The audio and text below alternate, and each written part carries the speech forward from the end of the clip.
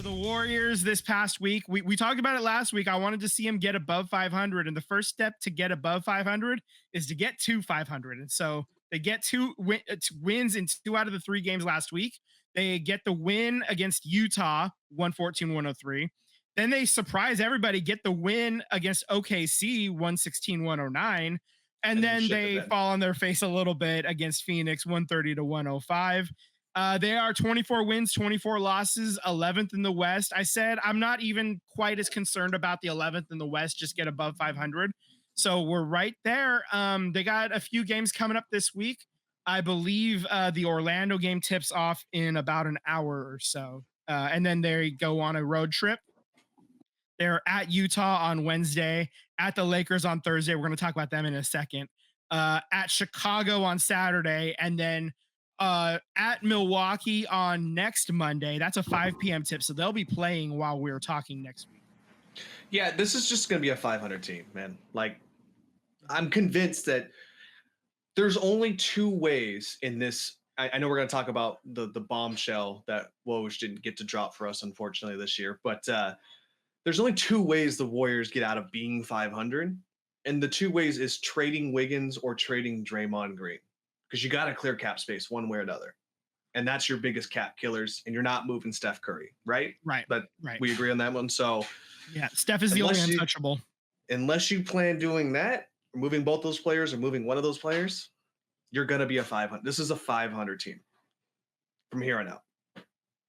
I don't know what else to say on that, but it certainly feels that way. They're just very uneven, and it's been rough. When they start playing good, you kind of get a little excited. I mean, beating OKC was not nothing, you know. And then just the Phoenix game, it's like they didn't even get off the bus, you know. I don't know. Yeah, no, I agree. Yeah. Well, I want to talk about the Warriors, but I think like how I want to talk about the Warriors ties into the headline news over the weekend. Right. Yeah. So early, like right after we recorded, basically, I think the next day they announced that Andre Iguodala is getting his number 9 jersey retired on February 23rd.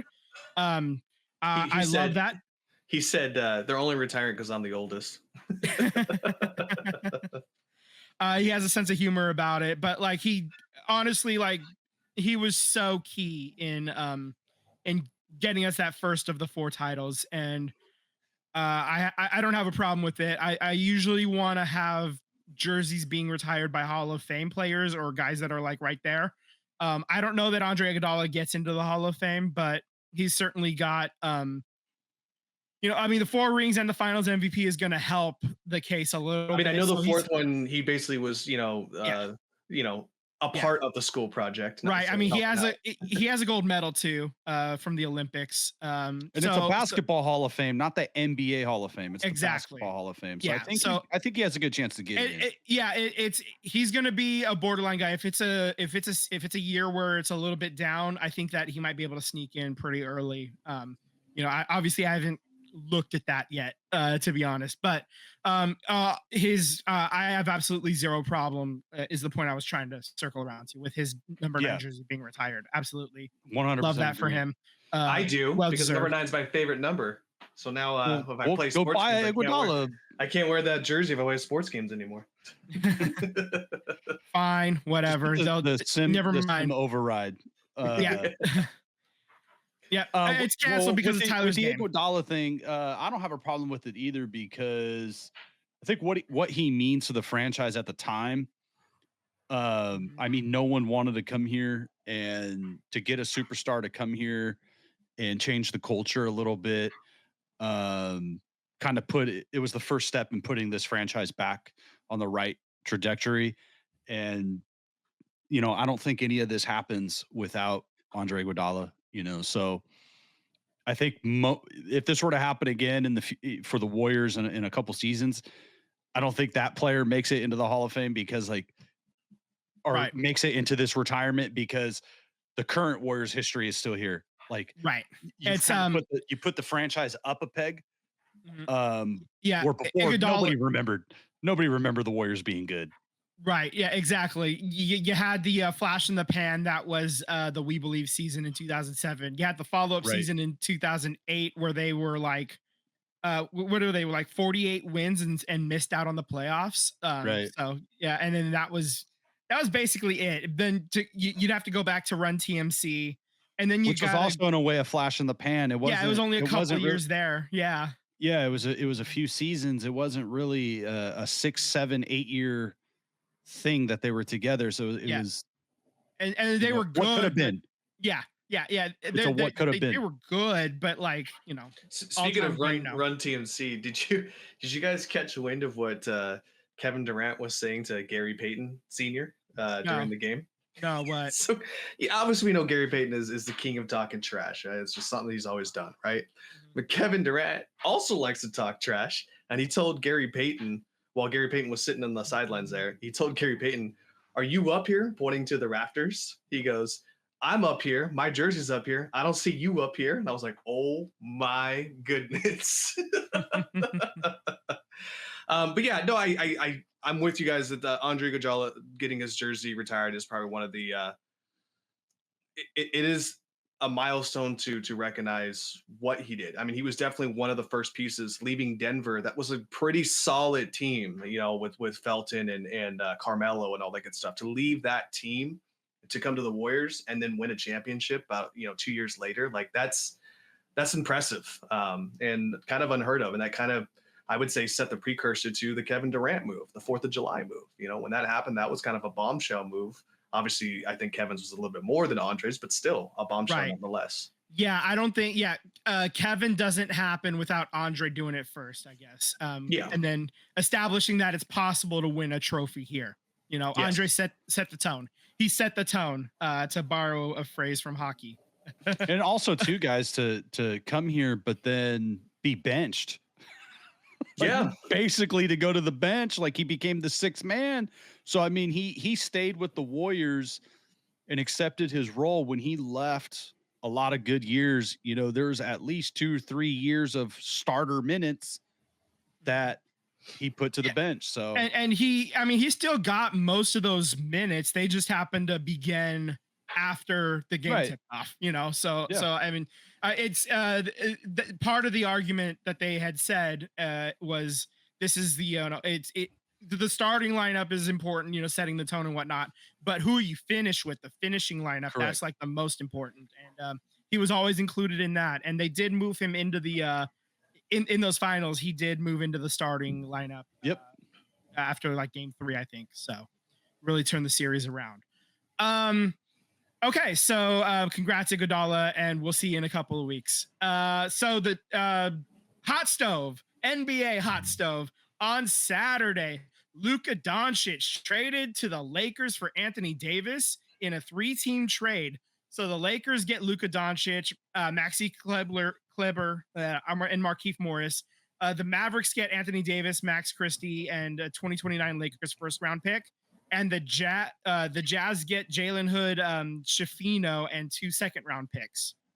So Danny Ainge apparently only had 30 minutes to try and facilitate this trade because they were going to move on. It's not very often you get over on Danny Ainge, and Danny Ainge did not know that Luka Doncic was a part of the trade package deal that he was helping out in this situation. So I don't know what Rob Pelinka did or what he said to Danny Ainge to make that happen. That is impressive in its own retrospect. But then on top of that, Rob Pelinka was telling I forget Nico Harrison, right? The GM for the Mavericks. He was telling him that apparently the deal originally had multiple first round picks, Dalton Knecht from the Lakers, and more, right? But then they got chiseled down to what we ended up seeing because Rob Pelinka told Nico Harrison that taking Luka Doncic was a big risk due to his weight and injury history. How do you get finessed by Rob Pelinka, Rob Lowe himself? this is actually what I wanted to talk about in relation to the Warriors. If you're Joe Lacob, you're the Warriors, how are you not pissed that the Dallas Mavericks didn't put this out there that he was up for trade? Because dude, I understand the concern, the conditioning. I read some of the reports that the Mavericks are concerned about conditioning. He's 25 years old, entering the peak of his career. And what the Lakers did is, yeah, they traded Anthony Davis and probably shut the door on a championship window this year. But the window is now open for like 5 or 6 years for the Lakers. You have Luka, the window is open. Don't you think Joe Lacob would want a shot at Luka? Like, I don't know if the Warriors could get it done, but do you think they want a shot? Yeah. I guarantee you Kuminga would have been out the door faster than it could hit him. Everybody but Steph Curry is out the door. Yeah, it's if Luka is on the table, I think almost anybody in the league is on the table now at this point. You know, like there's very few exceptions. Steph is one of them, obviously, but anybody else, like it's time to start calling everybody. You know, Zion Williamson's like definitely on the table. You know, I mean, what can we get for Zion? Like what is it going to cost to get Zion? Right. Yeah, I mean, at this point, I mean, you don't want Jimmy Butler. We've already said. I mean, look, I don't run the operations. You know, who I'm just a guy on a podcast, right? But at the end of the day, do you really? I mean, he doesn't even want to sign an extension with the Warriors. So what happened to any team but Memphis? So now that the Warriors gave you an offer and an opportunity, you said no. I don't want to do that either. I don't want to come to Golden State. Like, forget it, man. He's too much. I think he's too much of a problem and a case head at this point that I just don't want in the locker room. But again, breaking news: Jimmy Butler traded. I'm kidding. Yeah, right. I think Joe Lacob. I mean, hopefully the situation with Wiseman and how he overruled that one. Hopefully he doesn't overrule and be like, I want Jimmy Butler on this team, right? So there's a reason why you made your GM. Make your GM do the work that you need to make this team successful. And I think Jimmy Butler's not it. But that being the case, the Warriors are in desperate mode to find a dancing partner to the party or to the gal or to the ball, whatever you want to call it. They are calling every single team and asking if their star player is available. Today, they called Giannis Antetokounmpo and the Bucks and said, "Are you available?" The answer is probably no. They've called pretty much from New York to Minnesota to anyone who was a star player that is kind of on a team that's meddling like the Warriors are to see if they're willing to part way with their star player. So it sounds like they're desperate, man. And I think at this point, unless, like I said, you want to move Draymond Green, you want to move Wiggins, it's going to take a big contract because you have to make the money match because the Warriors are in like that second apron, right? So they can't take on extra money. So they have to basically, it's going to cost a big money contract to do it, to make it work. The thing is, though, I don't think the rest of the league values some of these players. Like, you know, you look at the contract that Draymond is getting and Wiggins is getting. If there was a deal to offload those contracts and get relatively decent compensation back, they probably would have been made already, whether it's for Wiggins or Draymond. You know, I know people can make the argument about Draymond not so much because of the defense and how he facilitates the ball, but Wiggins hasn't been very good for a couple of seasons now. He's been kind of average, and nobody has made an offer to just even add that, right. you know? Right. So I think the rest of the league is looking at the Warriors like, nah, let them suffer. You know, pretty much. Why help them? Why help the Warriors? Because any move would help the Golden State Warriors. If you were able to unload just Wiggins and take back some contracts that are going to expire, you're helping the Warriors. Why would you give them any wiggle room to get Steph Curry some help? Like, why would you help them? So I think really the only way out for the Warriors is to suffer, and you're going to eat these contracts, and you're going to have to do it again through the draft. Yeah. And you know what? As long as it doesn't take 40 years for the next title, I'll be fine, right. You know? Like, well, I mean, like, take a page out of San Jose, you know? I mean, they're literally breaking it down to the studs. You know, yeah. I know we're going to get to their hot stove here shortly here too. But yeah, so we got one more big trade to talk. Sacramento traded De'Aaron Fox to San Antonio Spurs in a 3-team trade. Zach LaVine is going to Sacramento. Kevin Huerter, Zach Collins, and Trey Jones to Chicago. Jordan McLaughlin to the Spurs as well. And Sacramento's also getting 3 first-round picks. I think San Antonio just really put themselves in the driver's seat to like make some noise here. Like I know Houston and OKC, again, another example of breaking it down to the studs. Both of those teams are now fighting for 1 and 2 with Denver not too far behind. But San Antonio is definitely they're going to make some noise here.